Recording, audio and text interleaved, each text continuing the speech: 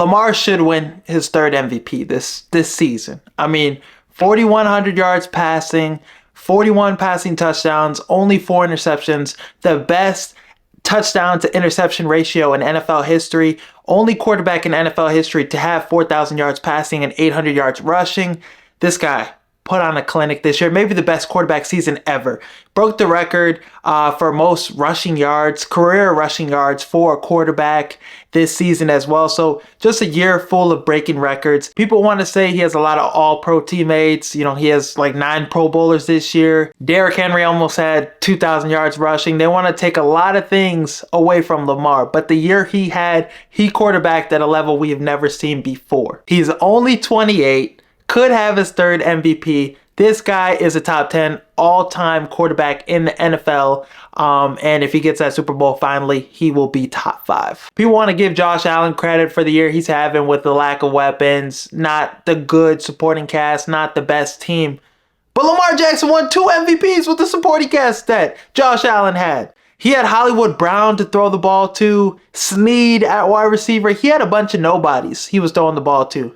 Hollywood Brown was the best receiver, but he never touched 1,000 yards. I mean, Zay Flowers is like their first Pro Bowler for the Ravens in a while, damn near ever at the receiver position, and he had 1,000 yards for the first time in Ravens history in a minute. The weapons for the Ravens are having the year they're having because of Lamar and how he dissects defenses, how he carves defenses up, how he is effective as a runner. Derrick Henry ain't having almost 2,000 yards in anywhere else. Maybe Philly. Derrick Henry at the age of 30 years old, is he having the season he's having if Lamar isn't his quarterback? Maybe, you know, in Philly, he has a year similar to that, but Lamar Jackson creates a lot of success for others around him. Lamar Jackson is the best player on the field anytime he's on the field. People want to talk about record. The Ravens went 12-5. They lost 5 games. Josh Allen had the better record. Josh Allen beat the number 1 seed in both conferences. Okay, I'll give him that. That was huge. Lamar Jackson was close to beating the Chiefs. Just a couple inches away, Isaiah Likely was in the end zone. His foot was this close to being inbounds. Then they beat the Chiefs. The Detroit Lions, Lamar Jackson would have beat the Detroit Lions. The year before, Lamar Jackson cooked the Detroit Lions. So if the Detroit Lions were on his schedule, Lamar Jackson would have beat the number 1 seed in the NFC as well.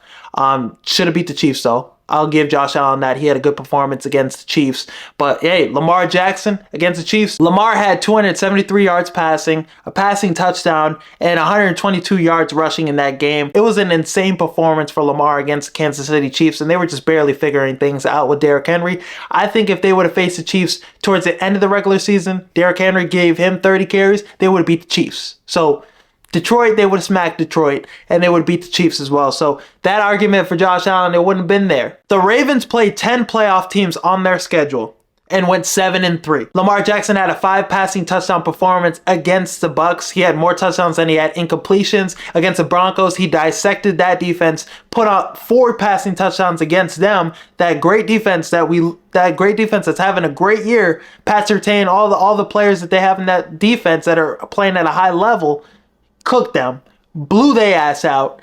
Buffalo blew their ass out, won the head-to-head in that game. Lamar played pretty well. Derrick Henry took care of them. Josh Allen and the Buffalo Bills, 5 playoff teams, 2-3. The 2 victories, the first and the first seed of both conferences, but 2-3 and 2-3 record against the playoff teams, not the best record. I think if you want to talk about record and you want to talk about beating the best teams, all that stuff, you got to look at everything in totality. Baltimore Ravens also have the 2nd most yards in NFL history behind the greatest show on turf, Rams. So Lamar Jackson, this offense, it all runs through Lamar. He's the most valuable player. Without him out there, the Ravens, it would be a tough scene. And just how Lamar has developed as a passer, how accurate he is, how poised he is. He's running around, evading defenders to throw the ball, not getting yardage as a runner anymore. And he still ran for 900 yards this season. People want to talk about him when he's down in football games. This year, multiple comeback wins. Really good when he doesn't have the lead this year.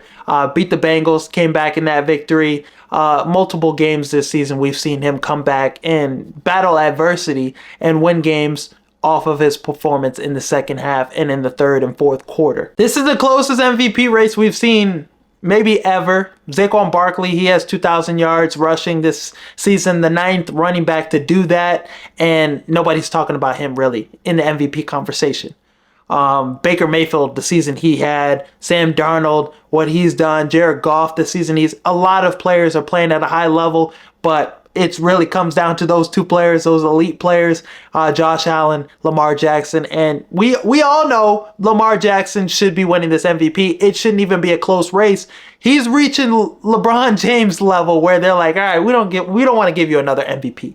This is becoming, that Jokic, Joel Embiid MVP year, and they give it to Joel Embiid. Josh Allen still had a great season. He beat Lamar in, turnovers and rushing touchdowns, but that's just about it. Everything else is clearly Lamar. This is a legacy playoff run for him. This is the best he's ever played in his career as a passer. It's his time. This is his year to put it all together. No more talk about, MVPs. Let's go in the playoffs. Let's pull it out. Let's be a Super Bowl MVP. Let's win the Super Bowl. And the run he has to go on, Pittsburgh Steelers, a team that's had his number. He got the monkey off his back the last time he played the Steelers, played really well against them.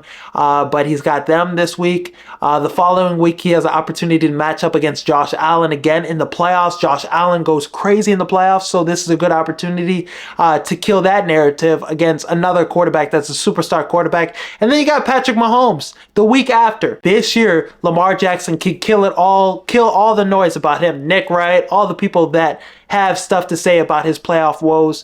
He could do it all this year, and just with how he's playing, the confidence, making all the type of throws, just the efficiency as a passer the season he's had, it just looks different and it feels different. This is the year he's going to do it. This is the year he's going to get it done.